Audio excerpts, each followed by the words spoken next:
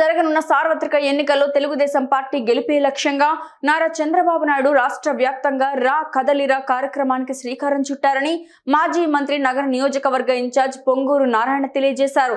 ఈ సందర్భంగా నెల్లూరులో 28న జరిగే కార్యక్రమానికి చంద్రబాబు విచ్చేస్తున్నారని తెలిపారు. ఈ నేపథ్యంలో నెల్లూరు నగరం ఎస్జీవీఎస్ మైదానంలో టీడీపీ నేతలు భారీ ఏర్పాట్లు చేస్తున్నారు. ఆ ఏర్పాట్లను టీడీపీ రాష్ట్ర ప్రధాన కార్యదర్శి కోటంరెడ్డి శ్రీనివాసరెడ్డి, టీడీపీ పార్లమెంట్ అధ్యక్షులు అబ్దుల్ అజీజ్, గూడూరు మాజీ ఎమ్మెల్యే పాసిం సునీల్ కుమార్, పనబాక కృష్ణయ్య, టీడీపీ ముఖ్య నేతలతో కలిసి నారాయణ పరిశీలించారు.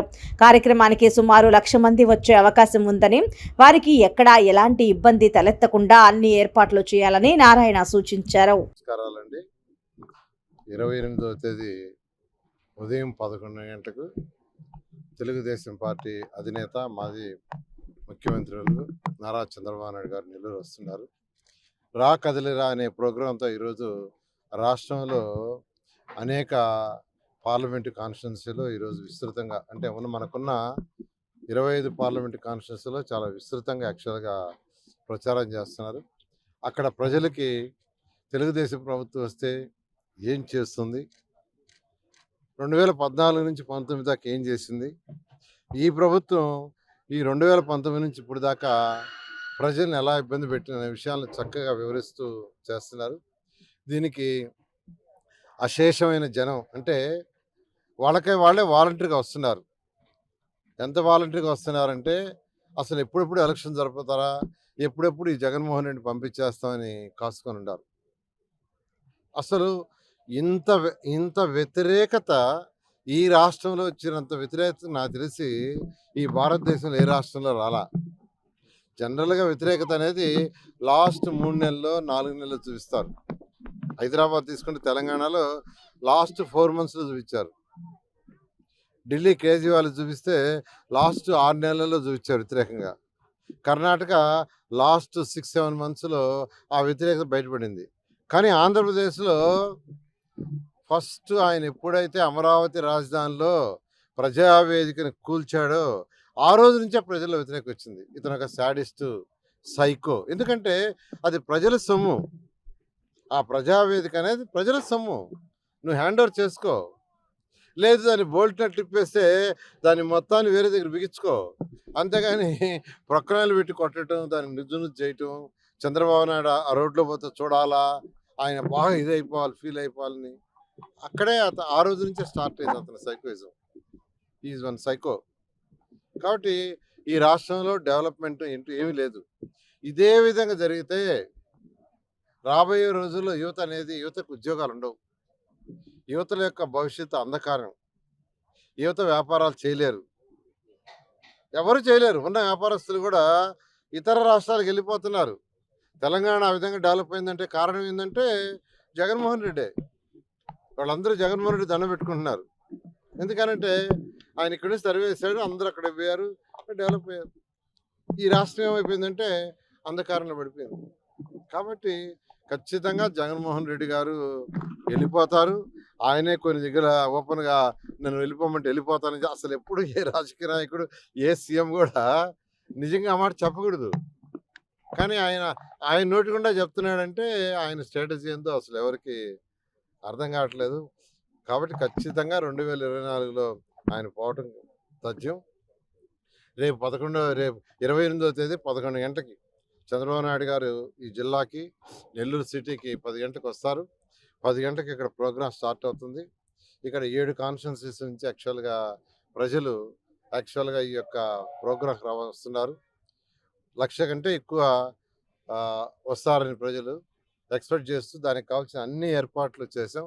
వాళ్ళకి కావాల్సిన వాటర్ కావచ్చు, మజ్జిగ ప్యాకెట్లు కావచ్చు, పార్కింగ్ కావచ్చు, ఈ ఏరియా అంతా కొంత హైజీనిక్గా ఉండటం, డయాస్ కూడా 160 అడుగులకి 40 అడుగులు 60x40తో వేయటం జరిగింది.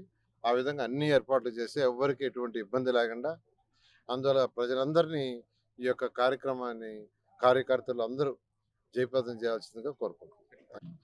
ఉదయం 10 గంటలకి కాబోయే ముఖ్యమంత్రి నారా చంద్రబాబు నాయుడు గారు వస్తున్నారు.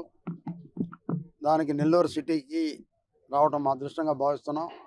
ఇప్పుడే కాబోయే డిప్యూటీ సీఎం మా నారాయణ గారు ఇప్పుడే మీటింగ్ పెట్టి అందరూ చెప్పడం జరిగింది. 25,000 పైన టౌన్ నుంచి రావాలి, మనం చేయాలి, బ్రహ్మాండంగా ఆయనకి ఆహ్వానం పలకాలి, నెల్లూరు తడాకా చూపించాలని చెప్పి సార్ చెప్పడం జరిగింది. తప్పకుండా జనం వస్తారు, నెల్లూరు తడాకా చూపిస్తాం, నెల్లూరు జిల్లాలో అన్నీ గెలుస్తాం. రాష్ట్ర ఇప్పటికే జగన్మోహన్ రెడ్డి అతను పిచ్చోడో నాకు అర్థం కావట్లే, మరి పిచ్చోడా లేకుంటే శాడిస్ట్ అర్థం కావట్లేదు. కానీ నేను పంపిస్తే హ్యాపీగా వెళ్ళిపోతా ఉంటాను. నేను ఇప్పుడే నేను వద్దని దగ్గర అసలు పోటీ పెట్టబోకు, హ్యాపీగా వెళ్ళిపోతానంటే అసలు మరి ఎట్ట రూమ్లోనే ఉంటున్నావు నువ్వు రూమ్ నుంచి ఎట్ట బయట రావట్లా, నువ్వు హ్యాపీగా వెళ్ళిపోతావు, ఎట్ట పోతావు. మరి నీకు నీ చెల్లిని దూరం చేస్తేవి, నీ చెల్లి దూరం అయిపోయా, మీ అమ్మ దూరం అయిపోయా, ఇంకా ఆడపడుచుల్ని ఏం ఉద్ధరిస్తావు, మీ చిన్నాయని చంపితేవి, ఇంకా మగవాళ్ళని ఏం ఉద్ధరిస్తావు.